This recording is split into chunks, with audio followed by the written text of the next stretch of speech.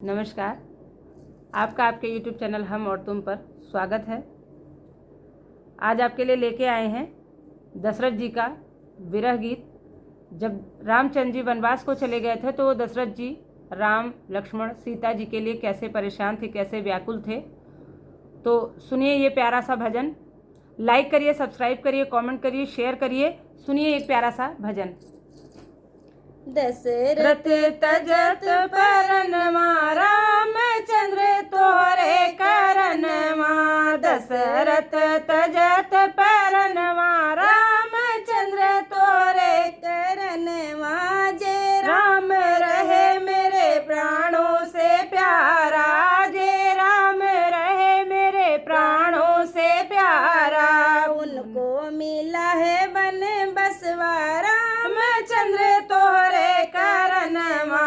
उनको मिला है बन बसवा रामचंद्र तोरे करनमा।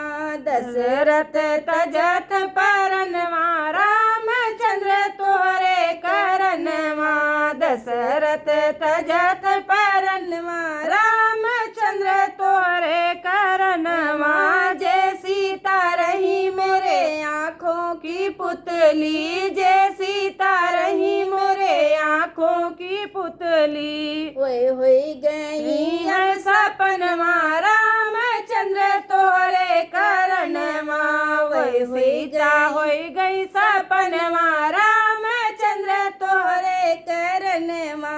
दशरथ तजत परनमा रामचंद्र तोरे करनमा। जे लक्ष्मण रहे मेरे आँखों का तारा, जो लक्ष्मण रहे मेरे आँखों के तारा।